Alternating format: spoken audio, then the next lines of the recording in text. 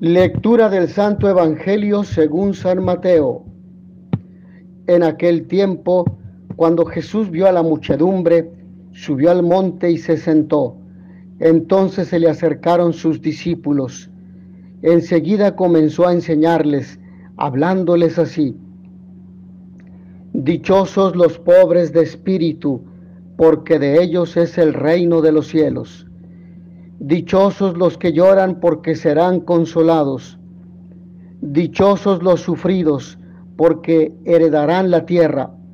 Dichosos los que tienen hambre y sed de justicia, porque serán saciados.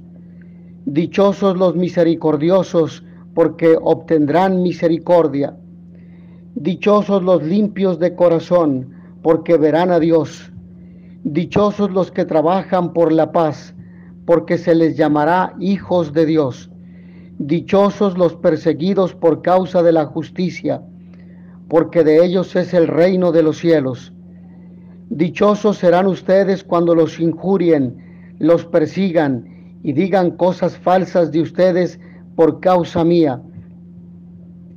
Alégrense y salten de contento, porque su premio será grande en los cielos, puesto que de la misma manera persiguieron a los profetas que vivieron antes que ustedes. Palabra del Señor. Alégrense y salten de contento. Comenzamos la lectura continua del Evangelio de San Mateo. Hoy se proclaman las bienaventuranzas. Ellas constituyen la paradójica obertura de lo que luego conoceremos como el Sermón de la Montaña. En este memorable discurso, Jesús, como un nuevo Moisés, promulga con su autoridad mesiánica la nueva ley del reino, una ley imprescindible para todos los miembros de su iglesia. Esta singular página podríamos decir que es una de las más revolucionarias del Evangelio. En ella se invierten del todo los criterios para entender lo que es la auténtica felicidad. La exégesis típica del pasaje de las bienaventuranzas de Mateo nos presenta este como el código de la nueva alianza promulgado por el nuevo Moisés, esto es Jesús, representado aquí como líder que, elevado sobre su público, dirige su mensaje al mismo. Leído este texto anacrónicamente desde nuestro momento histórico, no faltará quien vea a Jesús cual político en campaña arengado a los votantes con promesas que bien demostraría alguno incluso como demagogia. Por mal que nos suene esta lectura, habría que conceder a su autor que si este discurso se hubiera realizado tal cual lo refiere Mateo, sin duda habría producido una buena dosis de decepción sobre los expectantes oyentes, habida cuenta de su incumplimiento en vida del emisor. En efecto, en una consideración realista y no ingenua, dejándonos arrastrar por pura emotividad de este pasaje, convendría partir de este hecho y plantearnos el cumplimiento o, por mejor decir, las posibilidades de cumplimiento del proyecto que propone. A tal respecto, las bienaventuranzas pueden entenderse en dos sentidos, con otras tantas funciones, como consuelo o como acicate. Como consuelo, las bienaventuranzas reflejan una visión pesimista sobre el mundo. Esta vida es un valle de lágrimas en el que la justicia, sea la que sea esta, no es posible. Solo nos queda, pues, remitir nuestras expectativas aún más allá, ignoto, desconocido, y desde esa ciega esperanza obtener el ánimo para lidiar con la condición de un mundo irremediablemente malo. En esta perspectiva, las bienaventuranzas constituyen un proyecto trascendente, orientan hacia una vida trascendente, donde encontrarían su cumplimiento. Esta visión, claro está, tiene validez en una cosmovisión religiosa, en cuanto que acicate Por su parte, las bienaventuranzas plantean la posibilidad de su cumplimiento en este mundo, si bien al menos parcialmente o intencionalmente. Esta orientación intramundana denota una visión más optimista de la humanidad. Esta puede ser no perfecta, pero sí perfectible. No está irremediablemente condenada. Por consiguiente, no se niega que la injusticia exista, pero sí que tenga que predominar. No se trataría tampoco de afirmar ingenuamente que vayamos sin más a trocar la injusticia en justicia, pues tampoco tenemos claro lo que ésta sea, pero sí que, aún dentro de la injusticia como pan cotidiano, hay diversos grados entre los que hay movilidad, esto es, que se puede pasar de mayor a menor injusticia. Y aquí está el papel de acicate de las bienaventuranzas, estímulo para nuestra acción, pues lo que se mueve no es una abstracción como la idea de justicia, sino las personas. Lo que es capaz de mover y remover un discurso como el de las bienaventuranzas es a la persona y a los grupos humanos desde su parálisis resignada a que todo tenga que continuar como está porque no hay alternativa o porque no merece la pena. Es de destacar que ambos sentidos de lectura de las bienaventuranzas no son incompatibles y de hecho esta sería la postura hoy de la Iglesia. No obstante, no menos relevante es el hecho de que el segundo sentido, el del estímulo, no se limita a una concepción religiosa de la vida, sino que, por el contrario, ha tenido y tiene amplia aplicación en la construcción de la vida personal y social en contextos no expresamente cristianos.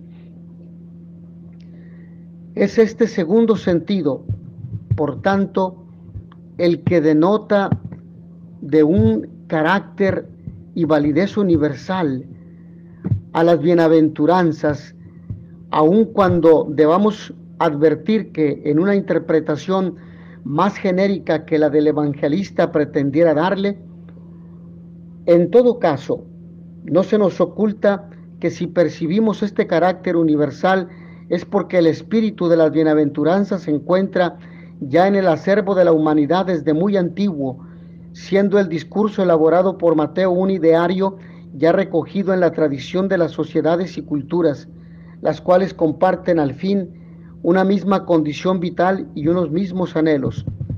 Sin pretender restar valor a la fuerza de este tipo de discursos, sean las bienaventuranzas de Mateo u otros discursos semejantes dispersos en la literatura mundial o las memorias colectivas de la humanidad, conviene no dejar de advertir dos riesgos ya anunciados.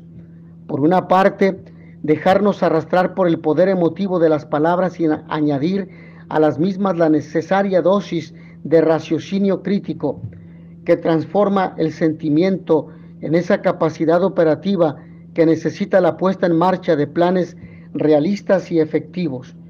Y por otra parte, y directamente relacionado con lo anterior, el riesgo de manipulación demagógica que dirige a las masas sin llevarles a ningún sitio. Dos actitudes ante las bienaventuranzas: respeto y sorpresa. Por este orden, reconocer el derecho que le asiste a Jesús a hablarnos sobre la felicidad. Se puede estar de acuerdo con él o no, se pueden secundar sus consignas o no, pero respeto absoluto hacia su postura al decirnos cómo entiende él la felicidad, dónde piensa que se encuentra y los que estén de acuerdo, qué tienen que hacer para conseguirla. Y al mismo tiempo, sorpresa. No nos lo esperábamos. De entrada, no es que no atraigan sus palabras, es que uno esperaría todo lo contrario, porque ¿en qué quedamos? ¿Son felices y dichosos los que ríen o los que lloran, los ricos o los pobres, los limpios de corazón o los que viven sin preocuparse de esas lindezas? Suma y sigue por los mismos derroteros, por el mismo camino. Interacción entre las bienaventuranzas. Jesús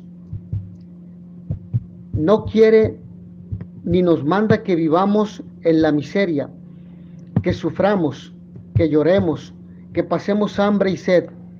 Quisiera para nosotros una vida digna como la mejor plataforma para desde ella preparar y empezar ya a vivir la vida, la vida eterna. Pero la cruda y dura realidad es que existe el hambre, la sed, la pobreza, a veces extrema, la enfermedad, el sufrimiento, la soledad y la injusticia. Y no me refiero a la vulnerabilidad de la persona que, por humana, en algún momento de su vida tendrá que padecer estas dolencias, sino a la conexión de estas realidades con las otras 4 bienaventuranzas, más en concreto a lo que orientan, sobre todo a los que orientan su vida según los consejos de Jesús: pobreza de espíritu, limpieza de corazón, misericordia, empeño y pasión por la paz. Jesús nos pide estas actitudes, incluso a sabiendas de que no vayamos a ser comprendidos. Estén alegres y contentos, porque su recompensa será grande en el cielo. Nosotros y las bienaventuranzas, lo que les pedía el cuerpo a los discípulos que escuchaban a Jesús sentados junto a él en la montaña, seguro que era algo tan distinto como esto: tranquilos, por su seguimiento se acabó la injusticia. No volverán a pasar necesidad alguna. La vida les sonreirá y yo estaré con ustedes siempre para defenderlos y garantizar el premio a su fidelidad. No fue así para ellos y no es así para nosotros.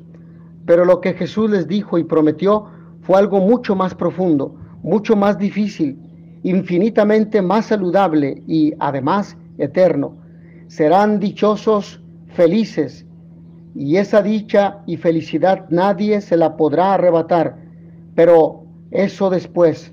De momento tienen que seguir siendo humanos y como tales sujetos a las leyes humanas y a las leyes naturales.